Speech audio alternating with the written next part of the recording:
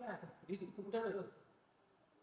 ఈ రోజుకి కాదు, డిసెంబర్ 20 కాదు, తిరిగి అందరూ నవంబర్ నెల నుంచి మొదలవుతుంది.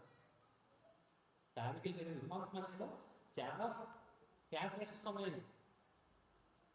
క్రీస్తు పుట్టినప్పుడు మరి 8 రోజులు శిశువున్నప్పుడు సున్నతి ఆచారం చేసినప్పుడు దేవాలయం తీసుకెళ్తారు. 8 రోజులకి లెక్కేసి ఉంటారు, వెనక్కి వస్తారు. మనం జనవరి సంవత్సరం ఆరంభమవుతుంది. సంవత్సరం జనవరి 1 నుంచి 8 రోజులు లెక్కేస్తే 8 వస్తుంది డిసెంబర్. ఎందుకంటే 8 రోజులు యూదుల సాంప్రదాయం ప్రకారం యేసుక్రీస్తు చరిత్ర తీసుకెళ్ళారు, సున్నతాచారం పాటించాలి.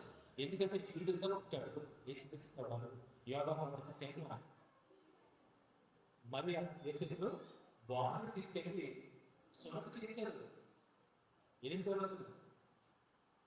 జనం 1 ప్రాముఖ్యంగా చూసుకుని వెనక్కి వస్తారు 8 రోజులు. ఎందుకంటే పుట్టిన 8 రోజులు అలా జరగ యేసుక్రీస్తు ప్రభువు పుట్టిన 8 రోజులు వెనక్కి వేసుకుంటే జనం ఫస్ట్ ప్రమాణంగా వేసుకుంటే జనం ఫస్ట్ సంవత్సరం 8 రోజులు వెనక్కేసుకుంటాం, 20 వస్తుంది.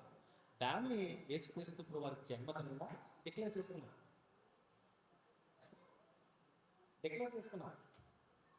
సో చాలా కథలు జరిగింది, కానీ నిర్దిష్టమైనటువంటి తారీఖు డేట్ ఎలా ఎవరికి తెలియదు. ఏమి తెలియదు, దేవుడు ప్రార్థిస్తే మనోడు పండుగ ఇస్తుంది. ఎందుకంటే మనం పండుగ ఇష్టం కదా, ఆర్పాటలు చేస్తారో బిందు వినోదం మొదటి ఆర్పాటలు చేస్తారో అది దేవుడికి తెలిసే. దేవుడు తెలియదు, ఆయన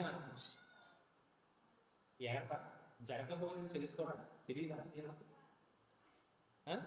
ఈ సృష్టి నిర్మించుకుంటే అది కుమారుడు మన కోసం జగత్తు పునాది వేయబడకుంటే క్రీస్తులో ఆనందాన్ని ఏర్పరచుకున్నాక ఆయనకి జరగబోయేది తెలియదు కదా, ఫ్యూచర్ తెలియదు, తెలుసు. అందుకే నేను మ్యాచ్ చేస్తే నువ్వు ఎంత హడావుడి చేస్తానో తెలుసు, కానీ అంతకు మించి చేస్తున్నాను తెలియకపోయి. అందుకనే డిసెంబర్ 1 నుంచి 37 వరకు చేస్తానే ఉంటాను. చిన్నపిల్లలు క్రిస్మస్ మొదలెడతారు, వృద్ధులు క్రిస్మస్, స్నేహితులు క్రిస్మస్ కూడా, రకరకాల పేర్లు, రకరకాల పేర్లు.